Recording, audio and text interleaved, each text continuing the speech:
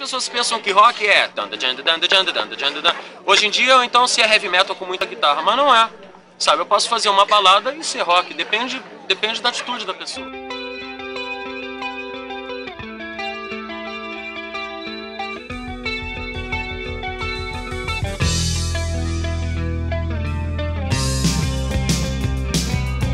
Esse filme, Rock Brasília Era de Ouro, ele é fruto de uma experiência que começa na Universidade de Brasília, onde eu era professor aí pelo final dos anos 70.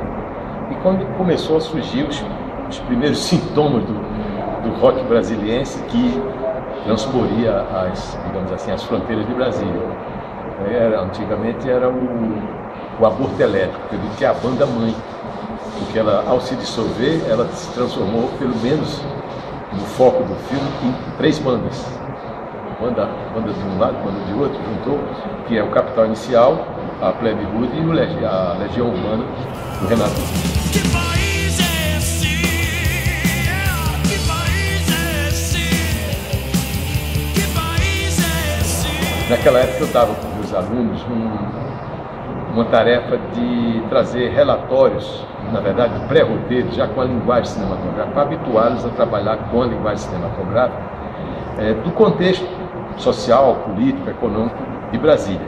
Podia ser o trânsito, podia ser o esporte, podia ser as artes, a cultura, enfim, qualquer coisa que fosse do interesse geral, mas para habituá-los a se reportarem à vida da cidade. Primeiro porque era interessante, se é de Brasília, entender a cidade e fazer as pessoas também entenderem o que era a cidade, e já na linguagem visual, a linguagem cinematográfica.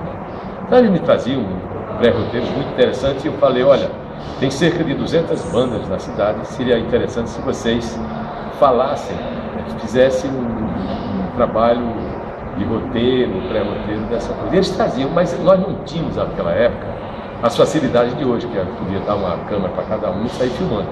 Então eles faziam esses roteiros, mas não filmávamos. Tinha lá, trouxeram roteiros às vezes muito interessantes, inclusive sobre o rock, né? E o tempo passou, e eu fui em frente com esse método, digamos assim. A minha disciplina chamava-se documentário. Por isso que eu pedi a ele nessa coisa. Agora, quando foi em 87, eu já estava bastante familiarizado com o rock de Brasília, esse que surgiu lá nessa época, desde a fim da década de 70, e essas bandas já começavam a voltar de um estágio, digamos assim, vitorioso, exitoso no Rio, em São Paulo, na mídia, nas televisões, e fazendo show pelo Brasil afora. Então eu resolvi eu mesmo, porque eles não tinham experiência para fazer um registro mais apurado. Então eu mesmo comecei a fazer um trabalho de filmagem, gravação dessas bandas. Os shows, que ela, quando voltava ao Brasil, dava um show, e fazendo entrevistas com eles. Legião sempre vai ser banda de Brasília. Quem fala isso são outras bandas. Legião é banda de Brasília. A música que está tocando no rádio, está em primeiro lugar, fala. Sabe, Santo Cristo foi para a cidade, Planaltina, Taguatinga, não é só Brasília, fala de tudo, entendeu? Que país é este tem um prisma de Brasília, sabe, eu acho. Depois um dia eu vendo, na pesquisa, eu me deparei com uma entrevista do Renato Russo, porque naquela época ele já pedia para as pessoas fotografarem, para gravar um ensaio da Legião e tal, e eu expliquei, para que você está pedindo para fotografar, para fazer esse registro? As pessoas que conviviam com ele na época diziam, não, é para um dia a gente contar a história da nossa turma. Então quando eu li isso, aí eu disse, olha, o Renato sem querer me pautou, né? Então eu segui um pouco essa trilha, essa pauta, como se fosse um jornalista, né? E aí fui montando essa coisa de acordo com as nossas possibilidades de produção, e resultou no Rock Brasília Era de Ouro.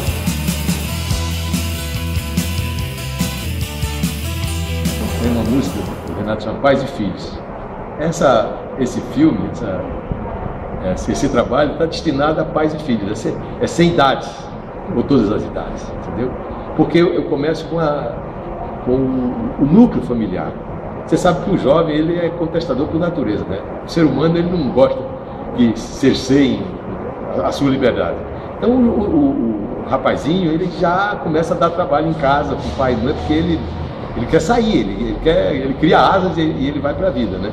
Então os primeiros a serem contestados é o pai e a mãe, que é a autoridade primeira que ele conhece, depois os professores, depois o diretor do colégio, sei lá, da faculdade, onde seja, e depois o sistema, o regime, sei lá o que for.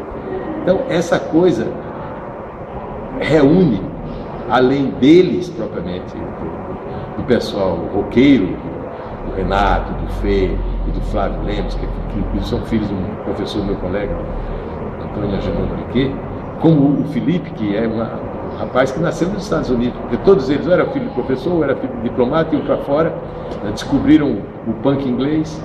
Todos eles, quando, vamos dizer assim, quando chegaram na idade de sair de casa, eles começaram a ver que o Brasil estava se transformando em uma outra coisa, estava saindo do regime militar para o Estado de Direito. E isso bateu na cabeça deles como uma coisa que era desafiadora, né? Tanto é que a Legião e o Capital Inicial, a Legião e o Plebe Rude saíram para fazer o primeiro show da vida deles, fora de Brasília, e lá eles debocharam da polícia, debocharam das pessoas eles não sabiam que a polícia estava disfarçada assistindo o show deles. Ainda estava começando a sair daquele regime militar. E quando eles terminaram o show, foram presos, levaram todos presos. E esse enfrentamento resultou que eles foram à luta, quer dizer, criaram gosto. E aí fizeram funcionar as bandas e saíram de Brasília, e foi um êxito, como eu já disse. O êxito começa a tocar num barzinho, plugando ali um microfonezinho, e terminou fazendo um show na esplanada do Ministério, dentro da obra de Oscar Niemeyer, para 1 milhão.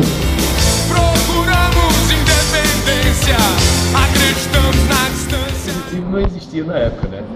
Vamos dizer, no caso deles, a rede social era as suas bandas, as suas guitarras, baterias, etc. Hoje tem essa coisa, é importantíssima. O jovem não se vende. A libido do jovem é uma coisa extraordinária, e ele sabe muito bem fazer essa energia funcionar para aquilo que é um objetivo. E no caso do objetivo político, eles vão em frente. A juventude está antenada, está afinada, para usar um termo da música, afinada com esse novo estado de espírito que inclui, né, e não podia deixar de ser, as redes sociais, a internet, essa intercomunicação é extraordinária.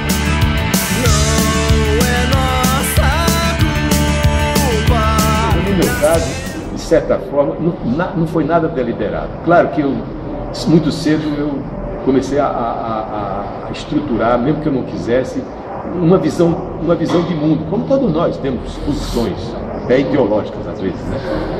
Foi uma circunstância. De repente, eu nasci numa região, sou nordestino, nasci numa região subdesenvolvida, de muita pobreza, seca, latifúndio, vamos dizer assim, acumulando uma propriedade enorme e impedindo que a sociedade pudesse participar, vamos dizer assim, da riqueza, impedindo até as pessoas de trabalharem a terra e tudo mais. Isso sempre me afetou porque eu estava imerso, eu estava mergulhado nesse contexto. Não é o filme, por ser político, ele não é bom porque é um filme político. Ele é bom porque é bom cinema. É outra coisa. É uma arte que tem uma sensibilidade por trás, é uma pessoa que pode fazer isso, né? Mas não é um critério. O filme é político, então ele é bom. Não. Às vezes tem filmes políticos, tem filmes que não têm nenhuma intenção de ser políticos e são profundamente motivadores e até transformadores das várias mentalidades. Em princípio, uma emissora, uma estação de televisão que tem a relação tão próxima do Estado, ela representa, ao mesmo tempo, os interesses da comunidade brasileira. Naturalmente, é natural que essa emissora devolva ao povo brasileiro a informação, a visão do país, né, dos seus problemas, das suas conquistas, não é verdade? Enfim, a problemática do país. É interessante, e mostrar todas as manifestações culturais, como é o caso da TV Brasil, entendeu? Não poderia ser de outra maneira, porque é quase que uma devolução ao contribuinte, entendeu? E é ótimo que assim seja. Eu dou até os parabéns para quem faz a TV Brasil.